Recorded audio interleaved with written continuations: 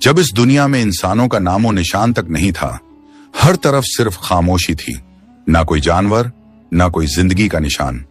उस वक्त एक दिन अल्लाह रब्बुल आलमीन ने अपने तमाम फरिश्तों को हुक्म दिया, ऐ मेरे फरिश्तों, मेरे अर्श अजीम के करीब सब इकट्ठा हो जाओ।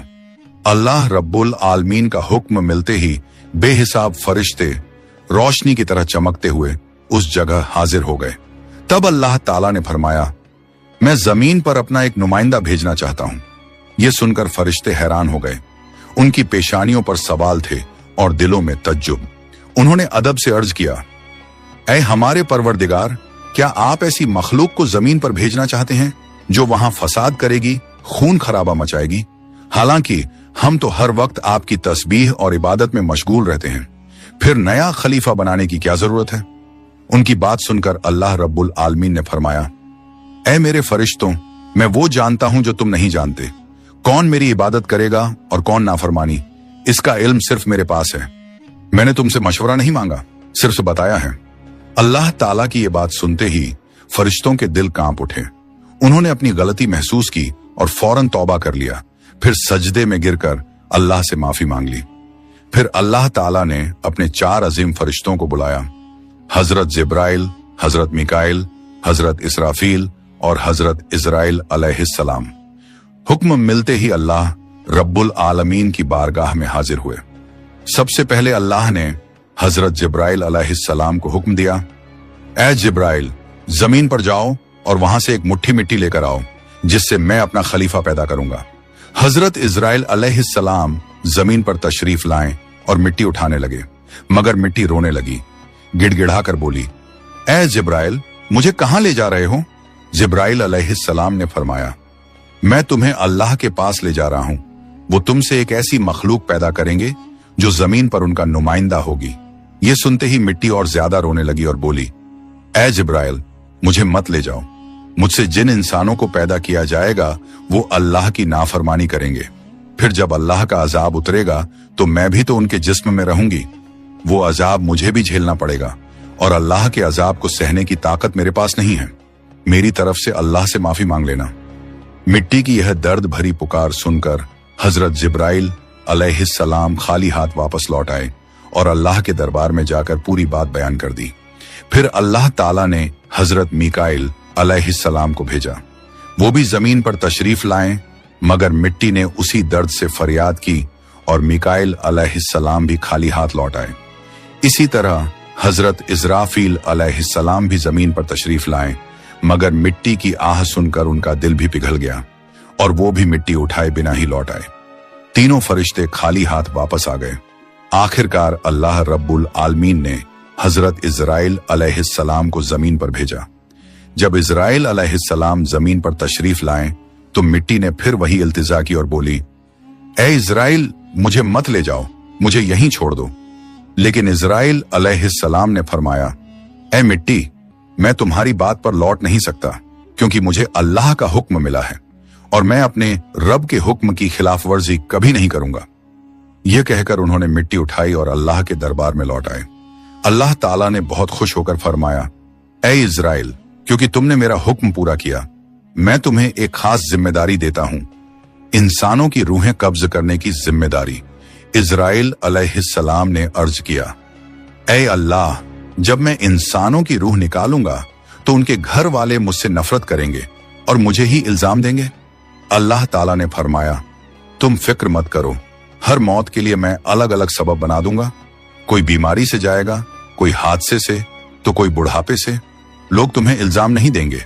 ये सुनकर इजराइल अलैहिस्सलाम का दिल मुतमिन हो गया और फिर फरिश्तों ने अल्लाह के हुक्म से उस मिट्टी को मक्का शरीफ के करीब एक पहाड़ी पर रख दिया।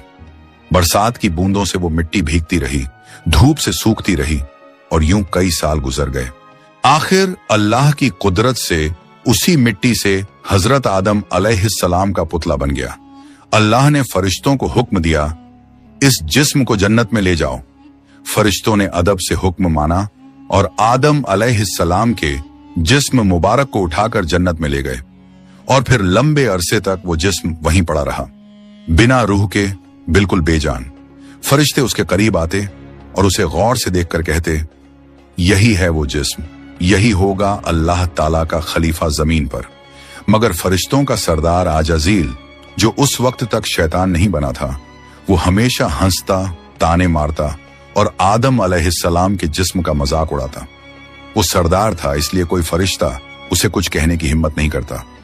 फिर अल्लाह रब्बुल आलमीन ने अपने चारों अजीम फरिश्तों हजरत जिब्राइल, हजरत मिकाइल, हजरत इजराफील और हजरत इजराइल अलैहिस्सलाम को बुलाया और फरमाया, ऐ मेरे फरिश्तों, तुम अर्श अजीम पर जाओ और वहां से आदम अलैहिस्सलाम की रूह लेकर आओ, फिर उसे उनके जिस्म में दाखिल कर दो।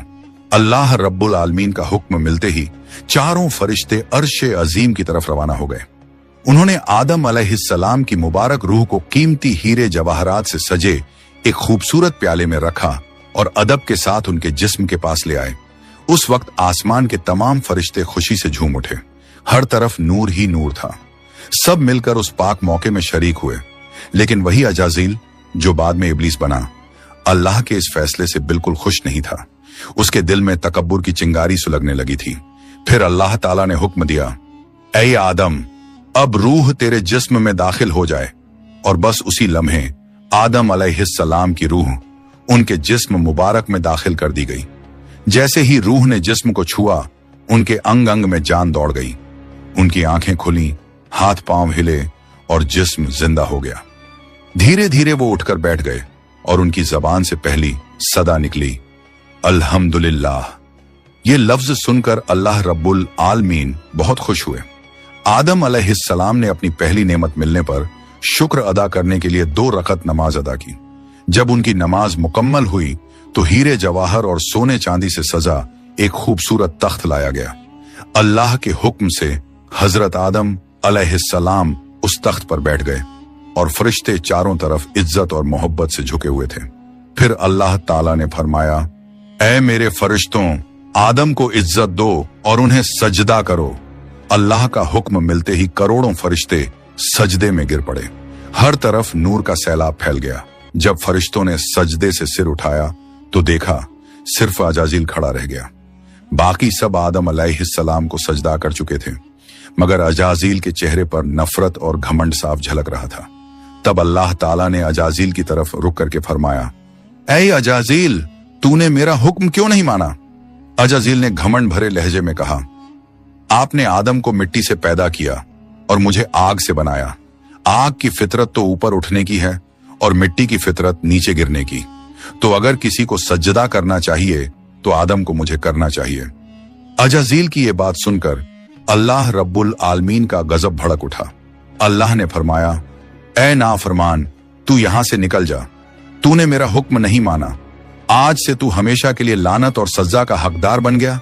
बस उसी वक्त जो कभी फरिश्तों का सरदार था, वो लानत के साथ इब्लीस और शैतान बन गया। जब उसे